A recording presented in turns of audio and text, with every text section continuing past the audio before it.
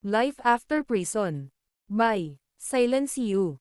Kabanata 881 hanggang 890. Mayroon ka ring pangalawang grade na mga alchemical recipe. Halos malaglag ang panga ni Clive at Benjamin sa lupa. Akala nila mali ang narinig nila. Ito ay sapat na mahirap upang makakuha ng isang first grade alchemical recipe. Sa katunayan, ito ay sa pamamagitan ng dalisay na swerte na nakuha ni Benjamin ang dalawang first grade na alchemical recipes kaya't naninindigan ito na mahihirapan silang paniwalaan. Madaling nakuha ni Severin ang kanyang mga kamay sa isang first grade alchemical recipe, pabayaan na ang isang second grade alchemical recipe. Walang pakialam na tumango si Severin. Hindi lamang siya nagkaroon ng mga recipe ng alchemical sa ikalawang baitang ngunit mayroon din siyang maraming mga recipe ng alchemical sa ikatlong baitang at ikaapat na baitang dahil ang manual ng alchemy na ibinigay sa kanya ni Woolrich ay naglalaman ng maraming gayong mga recipe ng alchemical. Bukod dito, ang bawat recipe ng alchemical sa manual ay may mga detalyadong tagubilin, mga pag-iingat na dapat tandaan, at kahit na mga buod ng mga sangkap na kailangan. Salamat, Master. Nasa sabik na sabi ni Benjamin. Ngumiti si Severin at sinabing, bakit hindi kayong dalawa maghintay dito at kakopyahin ko ang mga alchemical recipe para sa inyo? Pwede na tayong mananghalian ng magkasama. Nga pala, hindi mo kailangang malaman kung paano lumikha ng bawat tableta sa unang gradong kategorya. Sapat na malaman kung paano gumawa ng 3 o 4 sa kanila. Paano ito? Bibigyan kita ng recipe mula sa 4 na mababang ranggo hanggang sa 4 na mataas na ranggo ng mga alchemical recipe sa kabuuan. Nako, salamat, guro. Nangangako ako na magsisikap ako sa pag-aaral kung paano gumawa ng mga alchemical na table task para hindi ka mabaigo sa akin. Nasa iyo rin ang aking salita na maaari mong tawagan ako anumang oras na kailanganin mo ang aking tulong. Siguradong pupunta ako sa mga dulo ng mundo para sa iyo. Ang ipinagkaloob mo sa akin ay katulad ng biyaya ng muling pagsilang at para doon, nasa iyo ang aking walang kamatayang katapatan. Sabi ni Benjamin. Gustong-gusto nilang dalawa na magpakita ng kanilang pasasalamat kaya pagkatapos mag-isip tungkol dito, sinabi ni Clive. Gobernador, hayaan mo kaming ilibre ka sa tanghalian bilang isang paraan ng pagpapakita ng pasasalamat. Sa katunayan, tatawagan ko ang restaurant para magpabok ngayon. Maganda iyan. Tawagan ko ang aking mga magulang upang sabihin sa kanila ang tungkol dito. Talagang hindi nila gugustuhing palampasin ang isang pagkakataon na magkaroon ng librerang tanghalian. Sabi ni Megan na bastos. Hindi nagtagal para kopyahin ni Severin ang 12 alchemical recipe at pagkatapos niyang gawin, ipinasa niya ito kay Benjamin. Namangha ako sa kung paano mo nakuha ang iyong mga kamay sa napakaraming mga recipe ng alchemical. Tiyak na pahalagahan ko ang bawat isa sa mga detalyadong recipe ng alchemical na ito na para bang nakasalalay dito ang aking buhay. Masayang sabi ni Benjamin habang nakatingin sa mga alchemical recipe sa kanyang mga kamay. Natutuwa akong makatulong. Ang mga recipe na ito ay sapat na detalyado para matutunan ko kung paano gumawa ng mga table task nang walang tulong mula sa iba. Nahirapan ako sa simula ngunit nadiskubre ko na wala talagang ganoong pagkakaiba sa pagitan ng mga recipe kapag nakuha ko na ang kakayahan nito. Pagkatapos ng isang paghinto, idinagdag ni Severin. Kaya sa palagay ko ay magiging pareho ito para sa inyo ngunit huwag mag-atubiling humingi ng tulong sa akin kung magkakaroon kayo ng anumang problema sa mga recipe. Oo, guro. Masayang sabi ni Benjamin. Gusto mo bang subukan ang paggawa ng mga table task ngayon? May ilang oras pa bago ang tanghalian at nagkataon na libre ako ngayon para mabigyan kita ng ilang mga payo. Halika, maaari nating gawin ito sa bakuran. Sabi ni Severin. Oo naman, syempre.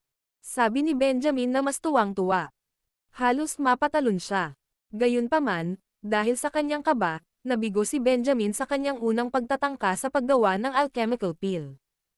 May mga nakikitang mga pagpapabuti sa kanyang ikalawang pagtatangka matapos ituro ni Severin ang kanyang pagkakamali at ipaliwanag kung ano ang dapat niyang gawin ng mas mahusay ngunit sayang, nabigo pa rin siyang lumikha ng isang tableta. Napakalapit niya kaya hiniling siya ni Severin na subukan sa pangatlong beses at tila ang pangatlong beses ay isang alindog dahil sa wakas ay nagtagumpay siya sa paggawa ng isang magandang kalidad na alchemical peel. Tumanggaw si Severin bilang pagsang-ayon. Hindi masama. Medyo bumuti ka. Mas kaunti ang mga dumi sa peel na ginawa mo ngayong pagsubok. Gayunpaman, kailangan mo talagang pataasin ang success rate mo sa paggawa ng mga tabletang ito. At saka, kailangan mong magkaroon ng higit na pasensya. Lalo na kapag medyo mababa pa ang iyong nata mo. Pinakamabuting magpahinga pagkatapos ng 3 o 4 na pagsubok. Magagamit mo ang oras na iyon para masuri kung ano ang nangyari. Buong pagmamalaking tumanggaw si Benjamin at sinabing, "Salamat, guro. Sa totoo lang, pakiramdam ko'y marami akong napabuti pagkatapos kunin ang iyong mga payo." Pagkatapos ay nalungkot siya at sinabing, "Kaya lang. Hindi ko alam kung paano kita mababayaran. Huwag kang mag-alala tungkol doon. Ang pagsasanay mo ng husto para sa isang pambihirang tagumpay ay sapat na sa pagbabayad. Sa katunayan, umaasa ako sa iyo na bigyan ako ng walang katapusang supply ng mga alchemical na table tasks sa hinaharap." Nakangiting sagot ni Severin. "Hahaha. Mas magiging masaya akong gawin iyon." Sa pagkakataong iyon, bumalik si Sheila kasama ang iba pa mula sa labas. "Hoy, anong ingay dito? Nagpapa-party ba kayo? Bakit parang alchemical pills ang amoy dito? Severin, inilipat mo ba ang pagpipino ng alchemical pills mo sa bakuran?" Tanong ni Sheila pagkatapos niyang bumuga ng hangin. Ngumiti lang si Severin at ipinaliwanag sa kanila ang lahat. "Magaling, Severin. Ipinagmamalaki ko ang pagtanggap mo kay Benjamin bilang iyong alagad." Masayang puri ni Felicia matapos makuha ang diwa ng mga bagay-bagay. "Miss Shanahan, ang karangalan ay sa akin lahat. Dapat ay may nagawa akong tama sa buhay na ito upang maging guro ko si Mr. Severin. Sana ay matuto ako hanggat kaya ko sa mga pasikot-sikot sa paggawa ng alchemical pills mula sa kanya." Sabi ni Benjamin. "Hoy, lahat. Malapit nang magtanghalian kaya dumiretso na tayo sa restaurant." Anunsyo ni Clive. Pagkatapos kay Benjamin, sinabi niya, "Benjamin, tandaan na gumawa ng toast kay Mr. Severin mamaya." "Siyempre. Hindi na kailangang sabihin." Nakangiting sabi ni Benjamin. "Hahaha. Sana huwag mo kaming pansinin na mag-piggyback sa magandang kapalaran ni Severin." Sabi ni Maurice. Hindi nagtagal, nakarating silang lahat sa restaurant at sabay-sabay na kumain ng masarap. Samantala, pabalik sa lugar ng mga Nichols, si Carol, Lola Nichols, at ang iba pang miyembro ng pamilya ay kinakabahan na naghihintay sa pagbabalik ni Clive at Benjamin. Bakit hindi pa sila bumabalik? Sa tingin mo ba nagtagumpay sila sa kanilang misyon? Tanong ni Lola Nichols habang patuloy ang mga naiinip niyang tingin sa gate. Sigurado akong matagumpay nilang naihatid ang imbitasyon. Tungkol naman sa paghiling kay Mr. Severin na maging guro ni Benjamin. Mabuti, sa palagay ko ay napakababa ng pagkakataong mangyari iyon. Sabi ni Great Elder. Nang marinig iyon, agad na kumunot ang noo ni Carol at nagtanong. "Sa tingin mo talaga, Great Elder? Ngunit ang anak ko ay hirap na hirap sa pag-aaral kung paano gumawa ng alchemical pills. At saka, naabot na niya ang level 2 Warrior King kahit na napakabata pa niya. Kaya paanong posible na, sa kanyang talento, medyo mababa ang pagkakataon niya?" Tumingin si Lola Nichols kay Great Elder sa paghihintay sa kanyang sagot. Gusto rin niyang malaman kung bakit niya nasabi ang ganoong bagay. Mapait na ngumiti si Great Elder bago nagpaliwanag. "Carol, ang pagkakaroon ng mataas na natamong tagumpay ay hindi automatikong nangangahulugan na magiging mahusay siya sa paggawa ng alchemical pills. Inaamin ko, napakatalino niya sa pakikipaglaban ngunit pagdating sa kanyang talento sa paggawa ng alchemical pills. Well, mahirap sabihin. Ngunit nagawa niyang gumawa ng alchemical pill na walang naunang pagtuturo mula sa sinuman. Nakita mo rin ito. Hindi ba iyon nangangahulugan na mayroon siyang talento na gawin iyon?" Pagmamatigas ni Carol. "Well, matagal na niyang sinusubukan kaya sinong magsasabing hindi puro swerte ang nagawa niya. Dagdag pa rito, binibilang lang kung makakagawa siya ulit ng isa pa. Hindi mo dapat maliitin kung gaano kahirap gumawa ng alchemical pills. Nakangiting sabi ni Great Elder. Si Sisi Nichols, ang pangalawang asawa ni Mayor Nichols, ay malamig na tumawa at sinabing, dapat kong sabihin na ikaw ay napakawalang muwang, Carol. Malaki ang posibilidad na itakwil pa rin ni Mr. Severin ang iyong anak kahit na napakatalino niya sa paggawa ng mga alchemical na table tasks. Wala kang ideya kung gaano ka makasarili ang mga tao ngayon. Mas gugustuhin nilang itago ang kanilang kaalaman o ilihim sa kanila ang mga diskarte. Kasama rin nila ang anak ni Sisi sa kwarto. Bata pa lang siya ay kalaban na niya si Benjamin kaya sinabi niya ng may panunuya. Tama ang nanay ko. Kung hindi, mas marami pang alchemist sa mundo, hindi ba? Ito ay dahil ang mga alchemist na iyon ay ayaw kumuha ng mga disipulo kaya kakaunti ang mga alchemist ngayon. Nang marinig ito, nagpakawala ng mabigat na buntong hininga si Carol. Sa sandaling iyon, nakita nila ang isang kotse na pabalik. Si Clive at Benjamin. Bumaba agad sa sasakyan pagkaparada nito. Clive, anong nangyari?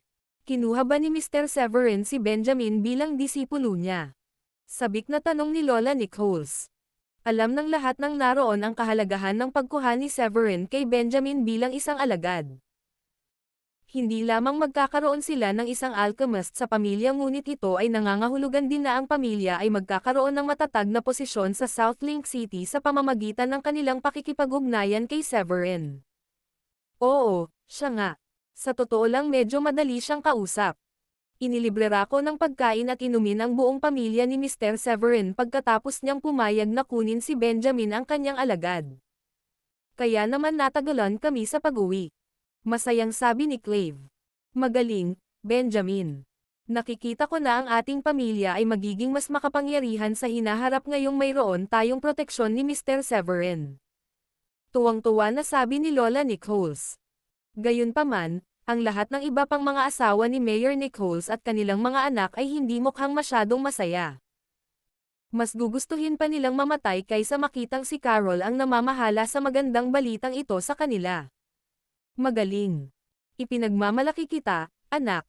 Sigurado ako na magiging pinakadakilang alchemist ka kung ilalagay mo ang iyong puso sa pag-aaral ng lahat ng iyong makakaya mula sa iyong guro.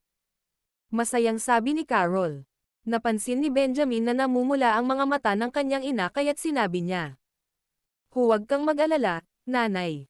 Talagang magsisikap ako sa pag-aaral kung paano gumawa ng alchemical pills.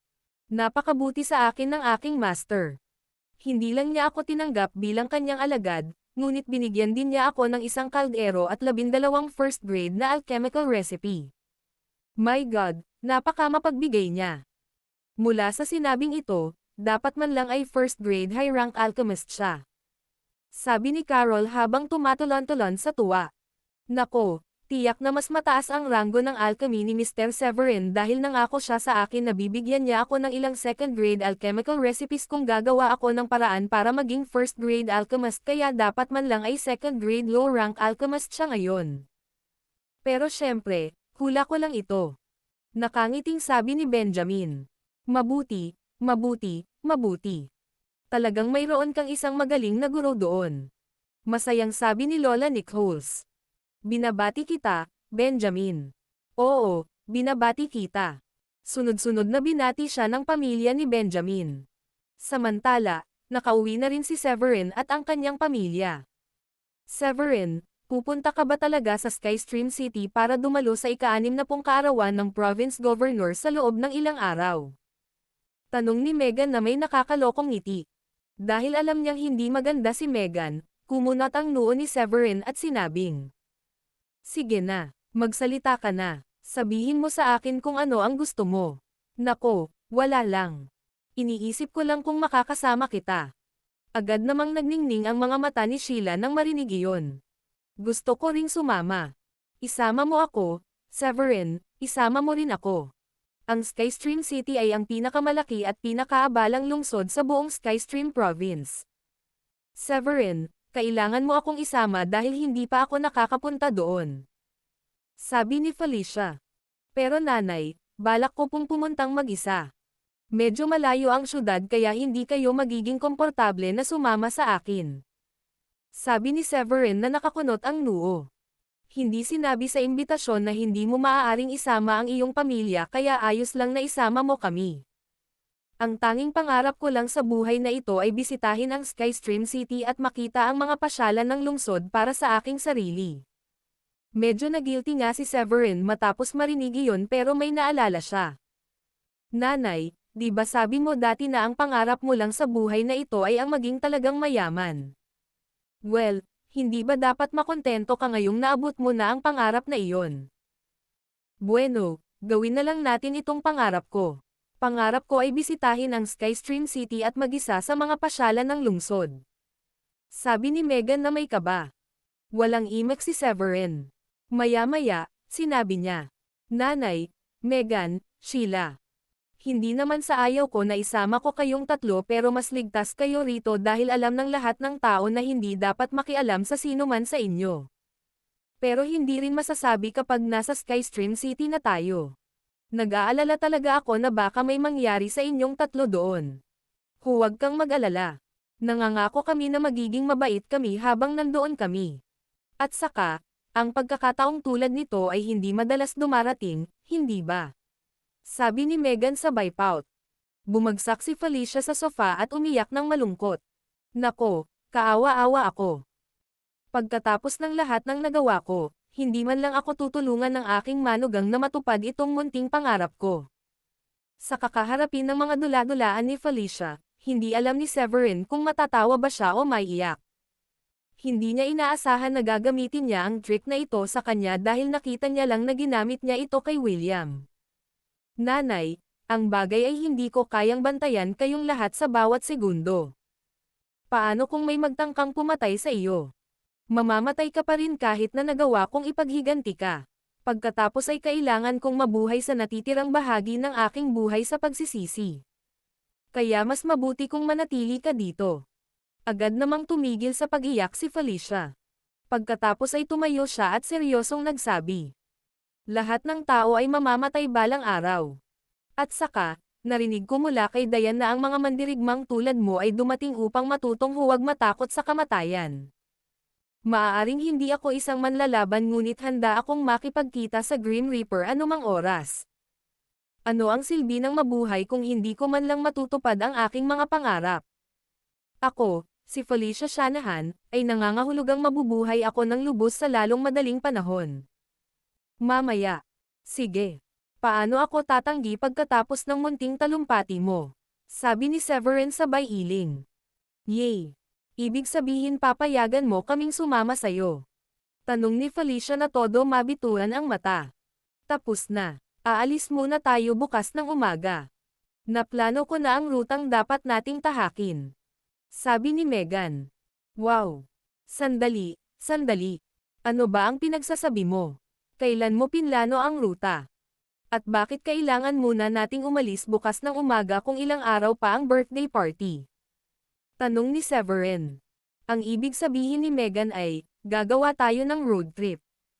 Maaari tayong huminto sa mas maliliit na lungsod at tingnan ang tanawin habang papunta sa Skystream City. Hindi ba't magiging masaya iyon? Sabi ni Felicia. Walang imak si Severin. Matagal na nila itong pinlano. Kudlit. Maganda rin yata ang plano ni Megan. Ibig kong sabihin, isipin kung gaano ka-romantic ang tanawin habang lumiliko tayo sa kalsada. Sabi ni Sheila. Tumingin si Severin kay Dayan na may pagbibitiw na ekspresyon. Bilang ganti, nagkibit-balikat lang si Dayan at sinabing. Maaari mo rin akong ibilang dahil pupunta sina Nanay at Megan. Ibig kong sabihin, hindi kami ganoon kadalas na nakakakuha ng ganitong pagkakataon. Sige. Dahil ang apat sa inyo ay nagpumilit na sumama, hihilingin ko Wendy at sa iba pa na sumama sa atin. Mas magiging komportable ako kung nandyan sila para protektahan kayong lahat. Sabi ni Severin, sa wakas ay sumuko na. Sige, mahusay. Aayusin ko na ang mga gamit ko. Masayang sabi ni Dayan.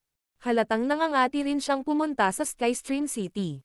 Pagkatapos mag-isip tungkol dito, bumulong si Severin sa kanyang sarili. Well, ang isang road trip ay mukhang maganda. Magagamit ko ito bilang isang pagkakataon upang mangolekta ng impormasyon tungkol sa iba pang mga bulwagan at gang sa daan. Wala rin sa mod sina Sheila at Megan. Agad silang umakyat sa hagdan para ayusin ang mga gamit nila. Lumabas si Severin para hanapin si Lily at ang iba pa. Ang mansyon ay medyo maraming bodyguards kaya si Lily at ang 5 pa ay may maraming librerag oras sa kanilang mga kamay. Sa katunayan, kakailanganin lamang ang kanilang serbisyo kapag lumabas si Diane o Megan para mamili. Master, anong ginagawa mo dito? Kailangan mo ba ng tulong namin? Nang aasar na tanong ni Lily nang makita niya si Severin na papalapit sa kanila. Kung tutusin, kilala si Severin bilang isang busy guy. Sa normal na kalagayan, bihira silang makita o makausap. Ngumiti si Severin. Kailangan kong dumalo sa kaarawan ng province governor sa loob ng ilang araw. Magiging bastos ako kung hindi ako dadalo. Pagkatapos ng isang paghinto, idinagdag niya ng malumanay. Pero si Diane, Megan, Sheila, at ang aking biyenan ay nagpupumilit na sumama sa akin, kaya umaasa ako na sasama kayong 6 at magiging bodyguard nila habang namimili sila. Dahil alam mo kung gaano kadelikado at tensyonado ang mga bagay sa Skystream City sa ngayon. Skystream City. Oh, mabuti. Siguradong maaasahan mo kami, Master. Masayang sabi ni Naomi. Oh wow. Noon pa man ay gusto kong bumisita sa Skystream City at ngayon ay nagkaroon na ako ng pagkakataon. Nasa sabik na sabi ni Kira. Tiyaking gagawin namin ang aming makakaya para protektahan si Miss Diane at ang iba pa. Naabot ni Naomi at ng iba pa sa kanila ang paggamit ng Level 4 Warrior King pagkatapos uminom ng 2nd grade low-rank alchemical pills na ibinigay mo sa kanila. Para sa aking sarili, naabot ko na ang Level 5 Warrior King. Kaya maliban na lang kung makatagpo kami ng mas makapangyarihan kaysa sa amin. Sabi ni Miss Diane at ang iba pa ay dapat maging ligtas sa tabi namin. Salamat. Mas magiging kalmado ako dahil alam kong paprotektahan yung 6 si Diane kaysa sa iba dahil mas mataas ang mga nakuha mo kaysa sa mga bodyguard sa mansyon. Sabi ni Severin na tumango. Nako, dapat kami ang nagpapasalamat sa iyo, guro. Alam mo, sa pagsama sa amin. Mabuti pang maglakbay saglit. Masayang sabi ni Abigail. Well, pagkatapos ito ay naayos na. Dapat kayong mga babae ay mag-impake na ng inyong mga gamit. Bukas ay sasakay tayo ng 4 na sasakyan dahil pinilit ni Megan na gawin itong road trip. Siya ay nangangarap tungkol sa mga tanawing makikita sa paglalakbay. Malungkot na sabi ni Severin. Wow! Hindi na ako makapaghintay na pumunta sa road trip bukas. Sabi ni Lily habang excited na tumatalon-talon. Hindi na kaimik si Severin. Mukhang nasa sabik silang lahat sa road trip. Habang naglalakad pabalik sa mansyon, nakita ni Severin sina Maddie at Eustace na nagpapatrolya sa compound. Matapos mag-isip, nagpasya siyang maglakad palapit sa kanila. Hello, Gobernador. Sabay na sabi ni Maddie at Eustace. Ngumiti si Severin at sabay wave ng kamay, kumuha ng 2 2nd grade medium rank alchemical pills. Susundan ako ni Wendy at ng iba pang bodyguards ko sa Skystream City bukas. Ngayong na-stabilize na niyong 2 ang iyong natamo, maaari kang uminom ng isa sa mga tabletang ito bawat isa para tulungan kang makapasok sa Level 3 Warrior King. Kapag naabot mo na ang antas na iyon, magiging mas madali para sa inyong 2 na protektahan itong mansyon habang wala kami. Pagkatapos ng isang pause, idinagdag ni Severin. Tungkol sa iba, sabihin sa kanila na hindi kailangang mag-alala. Bibigyan ko sila ng parehong mga table tasks sa hinaharap at ang bawat bodyguard na nagtatrabaho sa mansyon na ito ay tatanggap ng parehong pagtrato anuman. Talaga bang may hawak akong 2nd grade medium rank alchemical pill sa aking kamay? Gulat na sabi ni Maddie habang nakatingin sa pill. Hindi rin sila magkakaroon ng pagkakataong tumalon mula sa Level 1 Warrior King tungo sa Level 3 Warrior King kung hindi dahil sa tabletang iyon, tumango si Severin. Tama ka, kasing totoo nito mula noong 2nd grade medium rank alchemist na ako. Sana hindi nyo ako biguan sa pamamagitan ng pagpapabiye sa pagsasanay nyo. Dapat kong sabihin. Ang pagpili na magtrabaho bilang bodyguard sa mansyon na ito ay dapat ang pinakamatalinong pagpili na nagawa ko sa buhay ko. Tuwang-tuwang sabi ni Eustace. Kinaumagahan, nag-road trip ang grupo. Sina Severin at Diane ay nagmaneho ng isang kotse. Felicia, Sheila, at Megan sa isa pa, habang ang anim na magagandang bodyguard ay nagbahagi ng dalawang sasakyan sa pagitan nila. Ang apat na sasakyan ay dahan-daang naglakad patungo sa Skystream City. Nasa unahan ang sasakyan ni Megan dahil siya ang nagplano ng ruta. Sumunod na dumating ang sasakyan ni Severin, kasunod ang dalawa pang sasakyan. Patuloy na sinusuri ni Megan ang rearview mirror habang nagmamaneho. Sa wakas, sinabi niya, "Kung ako sa iyo, Sheila, pinilit kong kunin ang kotse ni Severin." Nako, parang hindi magandang ideya iyon. Alam mo ba kung gaano kaiya ang maging third wheel? Malungkot na tanong ni Sheila. Humalaklak si Megan. Hindi na nakakahiya gaya ng sinabi mo kay Severin pagkatapos maglasing. Papasukin kita sa isang maliit na sikreto, kailangan mo lang gamitin iyong mga panlilinlang mong babae at si Severin ay mapapasa iyo na. Ano ang gusto mong sabihin, Megan? Tanong ni Sheila na nakakunot ang noo. Isinuot ni Megan ang kanyang dalubhasang sombrero sa pakikipagrelasyon at nakakumbinsi na sinabing, "Walang lalaki ang makakalaban sa pang-aakit ng babae.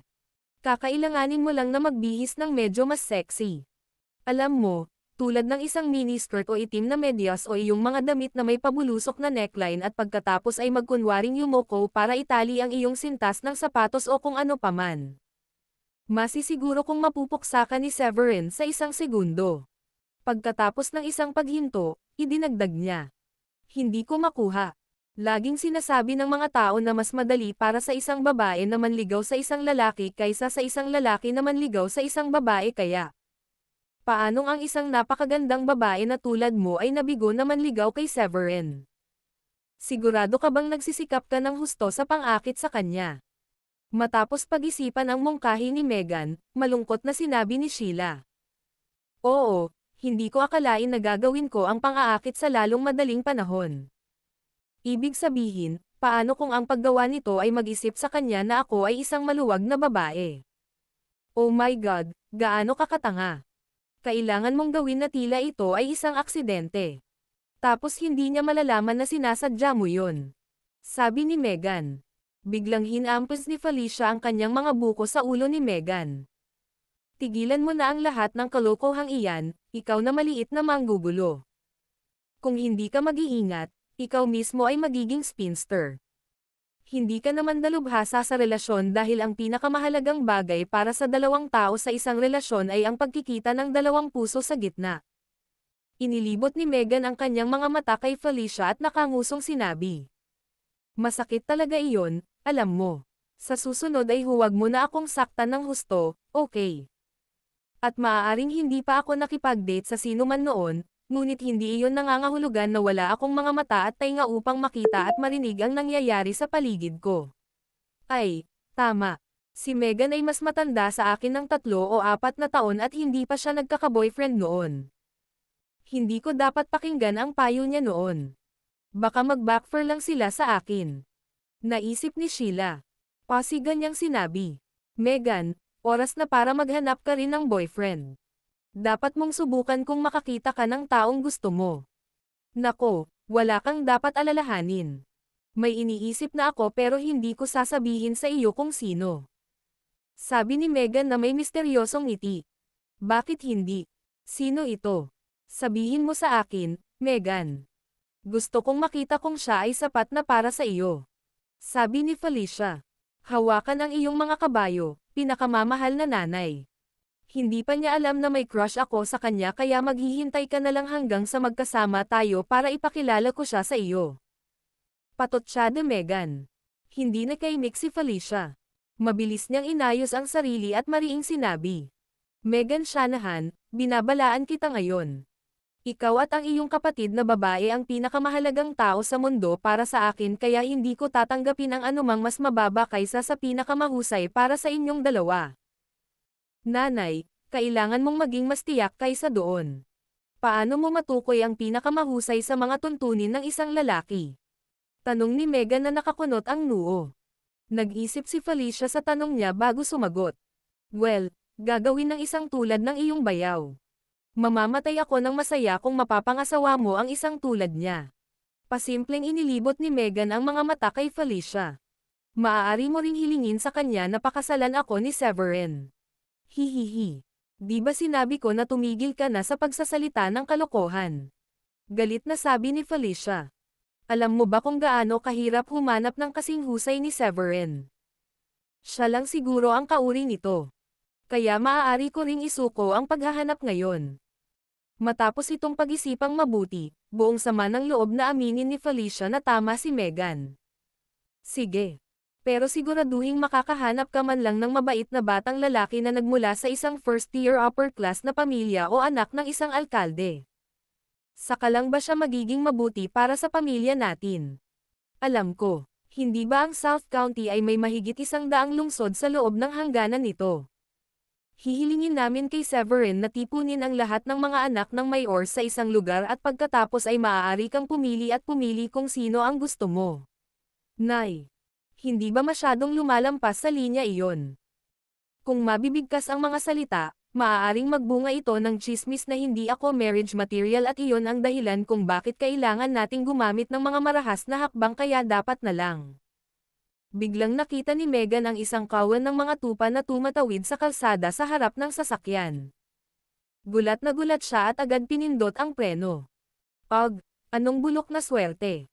Ano ang ginagawa ng lahat ng tupang ito dito? Molditang sabi ni Megan. Hindi nagtagal at nalaman nilang sadyang inilagay ng ilang pastol ang kanilang mga tupa doon. Sa katunayan, inikaralang pa rin nila ang natitirang tulog sa kalsada. Ang isa sa mga pastol, isang malaking matipunong lalaki, ay lumapit sa kanila na may malaking ngiti. Ibinaba ni Megan ang kanyang bintana para itanong. Bakit nasa daan ang mga tupa? Hindi ba dapat nanginginain sila sa damuhan doon? Paumanhin tungkol dito ngunit ang mga tupa ay nagpumilit na umakyat sa kalsada at sinisikap namin silang alisin mula kaninang umaga. Sabi ng matipunong pastol. Bueno, gawin mo ang lahat ng magagawa mo para mawala sila sa kalsada ngayon. Kailangan kong magmadali sa isang lugar. Sabi ni Megan. Sa sandaling iyon, bumaba sina Severin at Diane sa kanilang sasakyan at naglalakad papunta kina Megan at sa matipunong pastol. Ngunit napakarami sa kanila. Aabutin ng buong araw para maalis natin sila sa kalsada. Oy, alam ko. Bakit hindi mo kami bigyan ng kaunting bagay bilang kaunting motibasyon para mas magsikap? Sabi ng matipunong pastol. Alam agad ni Severin kung ano ang ibig sabihin ng maliit na bagay. Kaya sinasabi mong bigyan ka namin ng pera. Magkano ang nasa isip mo? Isang hindi matukoy na malamig na kislap ang sumilay sa mga mata ni Severin pagkatapos niyang sabihin iyon. Nakangiti ang matipunong pastol habang sinisilip ang 4 na sasakyan na pumasok si Severin at ang iba pa. Tingnan ko, isang Maserati, isang Rolls-Royce, at ang 2 nasa likod ay dapat Audis, tama. Sa palagay ko $1,000,000 ang magagawa. Ang halaga na iyon ay dapat na barya lang sa inyo. Sa pagbanggit ng $1,000,000, agad na bumaba si Felicia sa sasakyan at galit na sinabi. Ano? Gusto mong bigyan ka namin ng $1,000,000 para mawala ang iyong mga tupa sa kalsada. Hindi ba dapat iyon ang trabaho mo sa simula pa lang? Ito ay literal na pagnanakaw sa highway. Pasimpleng tumawa ang matipunong pastol at sa isang pitik ng kanyang palso ay naglabas ng baril sa likod ng kanyang baywang at itinutok kay Felicia. Tama ka. Ito ay isang pagnanakaw. Mukha kayong madaling makakuha ng $1,000,000 sa cash. Kaya anong masasabi mo? Bigyan mo kami ng pera at pakakawalan ka namin o pwede mong piliin na mamatay sa baril ko dito. Napasigaw sa takot si Felicia nang makita ang baril na nakatutok sa kanya. Agad siyang umatras ng may takot. Huwag. Huwag mo akong patayin. Alam mo ba kung sino ang aking manugang? Sa sandaling iyon, nagpa siya ang iba pang mga pastol na iwanan din ang pagkukunwari. Lumapit silang lahat na nakatutok ang mga baril kay Felicia at sa grupo. Boss, mukhang mayayaman silang lahat. Magkano ang hiniling mo? Tanong ng isa sa mga tulisan. Dati, hihingi sila ng $2,000 mula sa hindi sinasadyang mga dumadaan at hanggat nagsumikap sila ng husto, hindi maiiwasang mawalan sila ng pera sa pagtatapos ng buwan. Gayunpaman, nang makita kung gaano kayaman si Severin at ang iba pa, nagpasya silang pumunta ng malaki o umuwi. Humiling ako ng $1,000,000. Ang 4 na kotseng ito lamang ay dapat na nagkakahalaga ng mga ito ng halos $1,000,000 upang mabigyan nila kami ng ganoon kalaki. Sabi ng matipunong pastol, na talagang pinuno ng tulisan. Ano ang dapat nating gawin, Severin? Dapat ba nating ibigay sa kanila ang pera? Nag-aalalang tanong ni Felicia habang nanginginig sa suot niyang bota. Huwag kang mag-alala, nanay. Hindi na nila kailangang gumamit ng baril kung magaling silang manlalaban. Kahit na ang isang level 1 Grandmaster ay kayang pabagsakin ang mga thug na ito, lalo na si Diane o Sheila. Agad na nagliwanag sa tuwa ang mga mata ni Sheila at Diane nang marinig ang sinabi ni Severin. Ang dalawa sa kanila ay matagal nang nagsasanay ngunit hindi nagkaroon ng pagkakataong subukan ang kanilang mga bagong natuklasang kasanayan. Ibig sabihin ba nito ay hahayaan tayo ni Severin na subukan ang ating kakayahan sa 5 thug na ito? Pagtataka ni Sheila at Diane. Pero may mga baril sila. Ang dalawang layaw na prinsesa na iyan ay walang kapantay sa kanila. Nag-aalalang sabi ni Felicia. Halatang hindi siya naniniwala sa sinabi ni Severin. Kahit na nasaksihan niya sina Diane at Sheila na nagsasanay ng husto sa maliit na kahoy na hindi kalayuan sa mansyon, wala pa rin siyang tiwala sa kanila. Aba, larong pambata lang yan, palagi niyang nasasabi sa sarili kapag nakikita silang nagsasanay. Itigil mo na ang kalokohan, bata. At bigyan mo kami ng pera o kung hindi, papatayin ko ang bawat isa sa inyo at ibenta ko ang mga sasakyan. Sa anumang kaso, lumalayo ako kasama ang mga kotse o pera sa aking bangko. Hahaha. Ang pinuno ng magnanakaw ay dapat na nanggaling sa ilang bayan sa likod ng tubig upang hindi malaman kung ano ang pinag-uusapan ni Severin. Sa katunayan, hindi pagmamaliit ng langgam na sabihin na ang pagnanakaw sa mga tao ang tanging alam niya. Habang lumilipas ang panahon, nakuha niya mas matapang sa paggawa ng pera sa madaling paraan. Diane, mukhang oras na natin para sumikat. Masayang sabi ni Sheila habang kinakalampag ang kanyang mga buko. Isang hakbang pasulong si Diane at sinabing, dahil mas matanda ako sa iyo, kukuha ako ng 3 sa kanila at maaari mong kunin ang 2 pa sa likuran doon. Hindi alam ni Sheila kung matatawa o maiiyak. Hindi niya inaasahan na bibigyan ni Diane ang sarili ng higit pang training dummy sa pamamagitan ng paghila ng ranggo sa kanya. Gayunpaman, dapat din niyang malaman na, sa isang paraan, sa wakas ay tinanggap na siya ni Diane. May pag-asa pa akong maging pangalawang asawa ni Severin kung tutuusin. Kudlit, oo naman. Sabi ni Sheila sabay ngisi. Mag-ingat kayong dalawa. Sabi ni Felicia habang kusang naikuyom ang kanyang mga kamao. Hindi pa niya nakitang totoong nag-aaway sina Diane at Sheila kaya hindi niya maiwasang mag-alala sa kanila. Ano? Sa tingin mo ba bulletproof ka? May hiling ng kamatayan ba kayong dalawa o ano? Tanong ng pinuno ng tulisan na may panunuya. Nagsisimula na siyang magpanik dahil hindi pa siya nakakapatay ng kahit sino. Sa katunayan, ang baril ay ginamit lamang bilang isang prop upang takutin ang kanyang mga biktima na magbayad ng toll fee. Hindi pa ako nakapatay ng sino man noon ngunit bilang isang manlalaban, sa palagay ko ay dapat kong panatilihing bukas ang isipan tungkol dito. Sabi ni Diane, na kinakabahan din gaya ng pinuno ng magnanakaw. Nakita na niya si Severin na pumatay ng marami noon kaya alam niya, bilang isang mandirigma, kailangan ng isa na literal at matalinghagang hakbang sa iba upang maabot ang tuktok. Ganon din ang nangyari kay Sheila. First time din niya iyon at hindi niya maiwasang matakot dito. Kalokohan. Pagod na kayong mga babae sa buhay. Well, hayaan mo akong palayain ka sa iyong mga pasanin sa lupa. Sabi ng pinuno ng magnanakaw bago hinayla ang gatilyo kay Diane. Noon lang nadiskubre ni Diane na taglay niya ang kakayahang makitang slow motion ang paggalaw ng bala. Sa isang pitik ng kanyang daliri, nagawa niyang mailipat sa kabilang direksyon ang bala. Tinamaan ng bala ang ulo ng magnanakaw sa pagitan mismo ng kanyang mga kilay. Nanlaki ang mga mata niya sa gulat bago siya bumagsak sa lupa. Oh my God!